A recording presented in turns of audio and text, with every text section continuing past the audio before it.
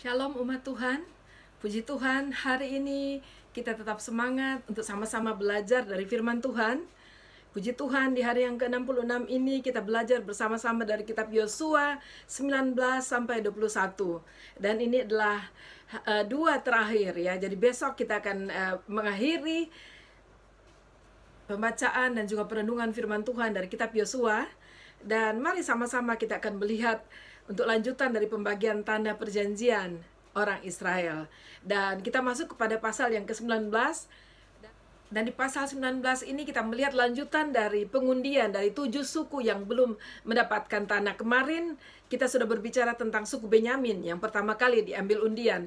Dan di ayat yang pertama di pasal 19 itu berbicara undian yang kedua, yaitu untuk suku Simeon. Dan kalau kita membaca seterusnya di ayat yang ke-9 itu undian yang ketiga untuk suku Sebulon. Lalu ayat 17 undian yang keempat untuk suku Isakar.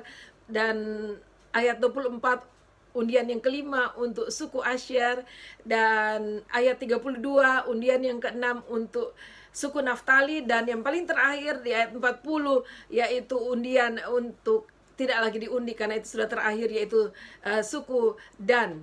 Dan saudara dapat melihat, kita dapat membaca bersama-sama batas-batas dan daerah mana, dan kita tahu bahwa Tuhan sudah memiliki takaran bagi setiap mereka, saudara, setiap suku. Memang masih ada lagi beberapa yang lain yang masih akan ditetapkan, tetapi sampai di sini kita melihat bagaimana luar biasanya Tuhan sungguh detail cara mengatur ya, dari pertama Tuhan memanggil bangsa Israel, lalu menjanjikan membuat perjanjian atas bangsa Israel dengan dirinya sendiri, dan menjanjikan tanah perjanjian itu Kanaan mulai dari Abraham, dan kita melihat bahwa Tuhan menggenapinya.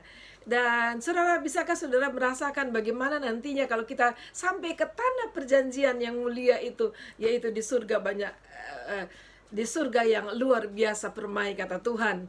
Dan Tuhan Yesus berkata bahwa di rumah Bapakku ada banyak tempat. Saudara bisa bayangkan bagaimana detailnya Tuhan mengatur bangsa Israel pada saat ini. Kita dapat membayangkan nantinya kalau kita sudah di surga dan kita akan menemukan tempat kita masing-masing dan hidup bersama Tuhan selama-lamanya di dalam sukacita dan kehadiran Tuhan, karena dialah yang ada di sana dan dia yang suka mengumpulkan kita bersama-sama menikmati kebahagiaannya. Puji Tuhan. Dan saudara, kita melihat selanjutnya ayat 49 saya ingin bacakan kepada saudara. Setelah orang Israel selesai membagikan negeri itu menjadi milik pusaka mereka menurut daerah-daerahnya, maka kepada Yosua bin Nun diberikanlah milik pusaka di tengah-tengah mereka. Dan Tuhan tidak melalaikan janji Tuhan. Saudara mesti ingat kemarin kita berbicara soal Kaleb, dan Tuhan juga sudah menetapkan bahwa dia akan mendapatkan bagian, dan kita tahu bahwa dia mendapatkan Hebron. Lalu setelah terakhir, dan kita juga melihat soal hamba Tuhan yang luar biasa, yang sungguh-sungguh melayani. Dia adalah yang paling terakhir. Dan dikatakan, maka kepada Yosua bin Nun diberikanlah milik pusaka di tengah-tengah mereka. Ayat 50, sesuai dengan titah Tuhan, mereka memberikan kepadanya kota yang dimintanya, yakni Timnat Serah di pegunungan Efraim. Kota itu dibangunnya dan menetaplah ia di sana. Sungguh luar biasa bahwa Tuhan tidak pernah melupakan kita. Sebab itu jangan khawatir. Kita melihat perjalanan panjang bangsa Israel, tetapi tetap janji Tuhan itu tetap mereka lihat dan mereka alami. Dan sebab itu kita tetap bersemangat mengikuti Tuhan, karena Tuhan tidak pernah ingkar janjinya. Dan ayat 51 dikatakan, itulah milik pusaka yang diperundikan di antara suku-suku orang Israel di Silo oleh Imam Eleazar, oleh Yosua bin Nun, dan oleh para kepala kaum keluarga di hadapan Tuhan di depan pintu kemah pertemuan. Demikianlah diselesaikan mereka pembagian negeri itu. Luar biasa kan saudara ya, bahwa Tuhan berjanji dan Tuhan menepatinya. Dan kita masuk ke pasal 20 dari kitab Yosua ini, dan sepanjang pasal ini berbicara tentang kota-kota perlindungan. Dan pada masa Musa, dan diulangi lagi di kitab Ulangan ya, dari Keluaran dan di Ulangan itu berbicara tentang kota-kota perlindungan adalah kota yang ditetapkan oleh Tuhan yang mesti ada, yaitu untuk memberi kesempatan kepada yang orang asing, tetapi terlebih kepada siapapun dari bangsa Israel yang tanpa sengaja membunuh, tanpa sengaja, seperti yang lalu sudah dilukiskan ya, seperti orang yang menebang kayu lalu mata kapaknya terlepas tidak sengaja lalu mengenai seseorang lain dan lalu orang itu mati. Jadi tidak disengaja, itu faktor kecelakaan kalau mau dibilang tidak sengaja ya. Lalu yang kedua, tidak ada histori, bahwa tidak ada masa lalu bahwa orang yang orang itu membenci orang tersebut sehingga mungkin bisa diduga sebagai ada rencana ya dibalik dari peristiwa itu. Tapi hal-hal seperti itu, pembunuhan yang tidak disengaja, mereka itu mendapatkan hak untuk perlindungan. Jadi pada saat mereka masuk di kota itu dan menyampaikan kepada tua-tua tentang kasusnya, lalu dia mendapatkan hak untuk dilindungi. Sampai kemudian persoalannya dibawa kepada rapat di sidang ya, bersama-sama dengan tua-tua dan juga dengan jemaah yang ada di sana, dan tentunya di bawah pimpinan imam yang ada di kotanya. Dan kita tahu bahwa Tuhan adalah Allah yang sungguh detail, termasuk dalam penghukuman. Dia tidak sembarangan. Allah itu adil, dan Allah itu memang tidak pandang bulu, tetapi Allah juga adalah Allah yang teliti dan tidak sembarang menghukum seseorang. Dan Allah sedang mengajar manusia untuk jangan terlalu gampang menghakimi lalu kemudian memvonis sesuatu sesuai dengan apa yang kita duga.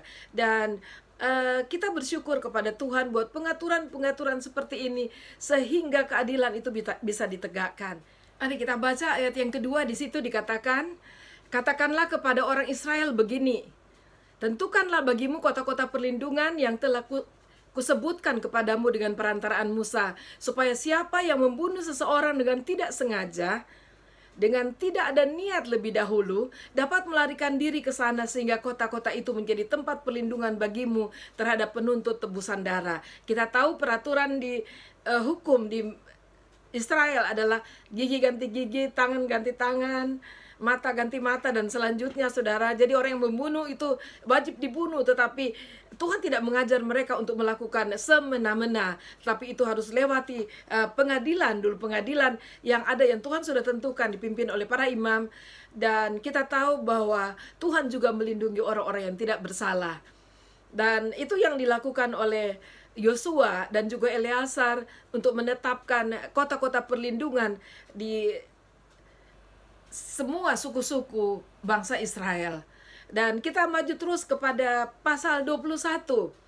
Dan di ayat 1 sampai 43 di situ berbicara tentang kota-kota orang Lewi. Dan orang Lewi seperti sudah dikatakan bahwa mereka tidak memiliki tanah tertentu untuk mereka berkumpul dan menerima sebagai warisan atau negeri mereka yang ditetapkan buat mereka, tapi mereka itu disebarkan di setiap suku-suku, 12 suku Israel. Dan kalau saya bilang 12 suku Israel, itu tidak termasuk suku Lewi, tetapi ada 2 dari anak dari Yusuf, dan akhirnya menggenapkan itu menjadi 12. Jadi mereka disebarkan, dan di pasal 21 ayat 1 sampai 43 ini berbicara tentang mereka diundi. Setiap keluarga-keluarga atau bani ya yang ada, mereka diundi untuk ditempatkan di mana ya, di suku yang mana, lalu menempati tanah yang mana di antara suku itu.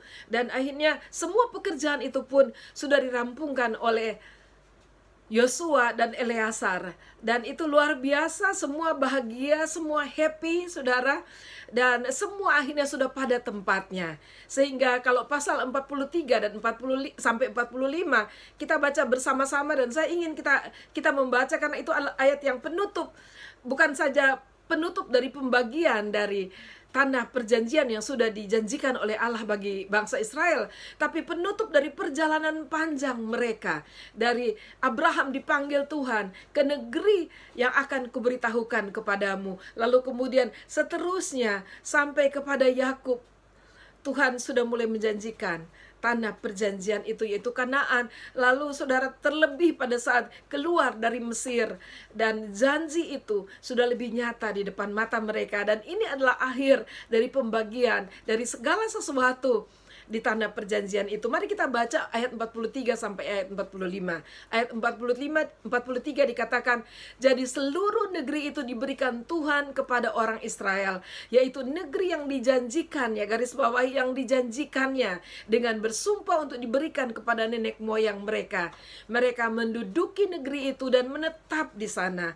Dan Tuhan mengaruniakan kepada mereka keamanan ke segala penjuru, tepat seperti yang dijanjikannya. Garis bawahi, yang dijanjikannya dengan bersumpah kepada nenek moyang mereka. Tidak ada seorang pun dari semua musuhnya yang tahan berdiri menghadapi mereka. Semua musuhnya diserahkan Tuhan kepada mereka.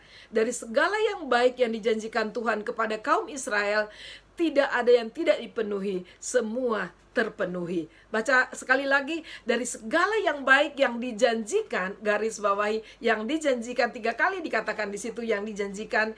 Dari segala yang baik yang dijanjikan Tuhan kepada kaum Israel, tidak ada satu yang tidak dipenuhi, semuanya terpenuhi. Kita punya Tuhan yang kalau Dia berjanji, Dia akan menepatinya. Dan saya begitu berbahagia, walaupun ayat-ayat ini adalah ayat yang cukup pendek ya, dan itu berbicara hanya satu saja topik yang ada di dalam pasal-pasal itu, saudara. Tetapi kita bersyukur ada pengertian yang dalam bagi kita sebagai anak Tuhan, kita yang sudah dipanggil oleh Tuhan, kita yang sudah menerima janji-janji Tuhan, bahkan pengharapan kekal yang kita tunggu sebagai janji Tuhan bagi kita. Bahkan Yesus naik ke surga, Dia menjanjikan selain apa yang kita sudah terima, yaitu Roh Kudusnya, Dia bilang di rumah Bapa banyak tempat tinggal. Dan itulah janji Tuhan bagi kita, yang saya tahu kita sekali waktu akan bersuka cita. Dan kita tahu persis bahwa kalau Tuhan berjanji, Dia tidak akan pernah ingkar, Dia akan menepatinya. Jadi saat ini saya ingin mendorong saudara, kalau saudara sedang mungkin dalam perjalanan seperti bangsa Israel yang tidak selalu mengalami masa-masa menyenangkan. Lebih banyak kalau saya lihat, apalagi pada saat mereka sudah masuk di perjalanan di padang belantara, itu banyak susahnya, banyak melelahkannya, mungkin banyak menguras tenaga atau banyak membosankan. Tetapi saudara, kita tahu bahwa pada akhirnya, seperti yang kita sudah baca di pasal-pasal ini, sesuatu yang baik datang juga, bahwa janji Tuhan adalah janji yang pasti ditepati oleh Tuhan. Dan kalau saudara sedang dalam perjalanan, saya tidak tahu bagaimana keadaan penantian itu, perjalanan panjang itu untuk sampai kepada janji Tuhan yang selama ini engkau pegang. Dan saya mau sarankan untuk tetap berpegang kepada janji Tuhan. Tetap percaya bahwa Dia yang berjanji, Dia adalah Allah yang setia, Dia yang akan menepatinya bagi saya dan saudara. Tetap semangat, karena penantianmu tidak pernah sia-sia di hadapan Tuhan. Haleluya, Tuhan Yesus memberkati kita. Sampai jumpa besok hari.